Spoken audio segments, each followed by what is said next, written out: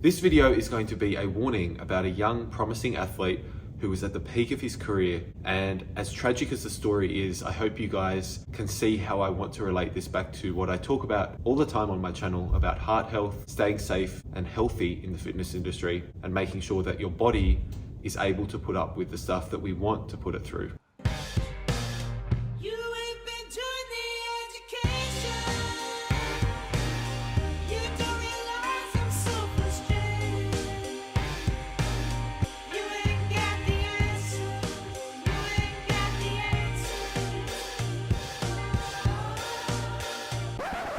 Kenneth Toe was a Hong Kong/Australian swimmer who was a World Championships silver medalist and won the 2012 FINA Swimming World Cup and won 6 medals at the 2010 Summer Youth Olympics. That's just a background to this young and promising athlete.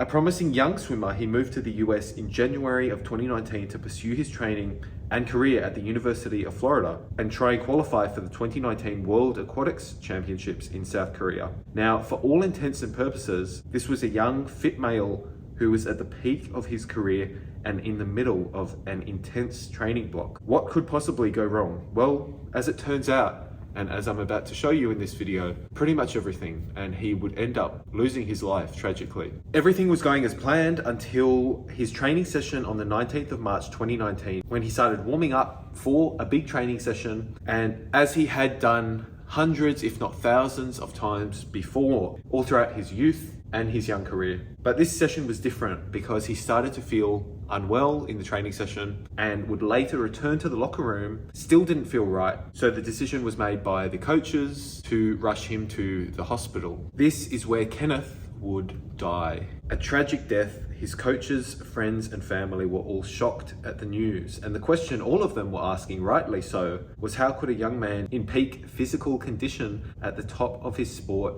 suddenly die out of the blue? This was a young man, if you look at him, was peak physical condition, a world champion who suddenly had just passed away. What the hell had happened? Well, the coroner's report, which shed some vital clues on this case, ruled a sudden cardiac death in the coroner's report. His autopsy would reveal vital clues as to what might have happened to Kenneth. The autopsy did find that he had heavy lungs with marked congestion and edema. But most importantly, and I have seen this so many times in bodybuilding and powerlifting and strongman and guys abusing cycle, not that I'm saying he was abusing cycle, but I'm going to relate it back to something later in the video.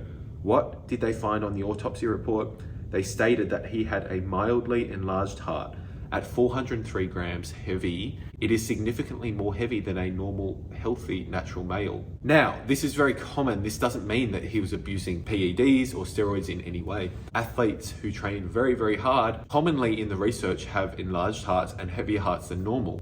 A lot of athletes who train and use their heart will have a very thick left ventricle wall, and this is just due to the nature of how the heart morphology changes due to training. But as I speak about all the time on my channel, thicker hearts and enlarged hearts come with big risks, namely electrical disturbances and arrhythmias due to the thickness and amount of left ventricular muscle mass that needs to undergo depolarization as the heart beats. So the heart muscle, if it's super thick, the electrical conductance of the heart can be disturbed by the huge amount of muscle mass. And the heart is a muscle. Cardiac tissue is a specialized form of muscle, but it does have androgen receptors directly in the heart tissue that respond to heavy training, anabolic steroids. Now, I'm not saying it is 100% the reason for his sudden cardiac death, but if you look in the research at the main causes of sudden cardiac death in young, promising athletes, it can be caused by a number of things, as you can see in this table, but absolutely hypertrophy of the heart and enlarged heart is a leading cause of sudden cardiac death in athletes.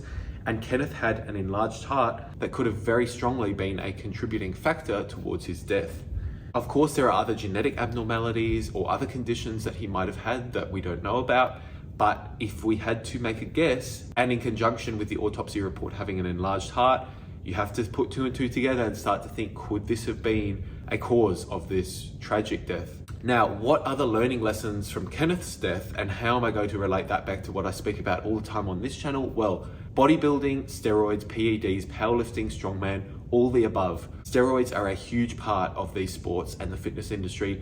at the top level is not healthy. We see bodybuilders with enlarged hearts all the time. My favorite case study, and something so important for the fitness industry to take through for the next decade or more to understand and learn about, is the tragedy of Dallas McCarver. Looking at Dallas McCarver's autopsy, he had a 3 times bigger heart than normal, and having a heart this big just opens you up to massive risk for cardiac dysfunction, arrhythmias, heart electrical disturbances, beating issues, all the above. Now, keep in mind, Kenneth had nowhere near the amount of size that Dallas did in terms of his left ventricle and how heavy his heart was. And keep in mind that Kenneth was drug tested, and we have no reason to believe he was on PEDs, and how big his heart was is definitely in the range for natural hypertrophy of the heart, and 403 grams is definitely within the realm of possibility for a natural athlete who just trains very hard, as he did, a competitive swimmer. But for bodybuilding, imagine the heart has all these androgen receptors, and if he can get his heart to 403 grams, imagine if you add drugs on top. And this is what we started to see with Dallas, a huge heart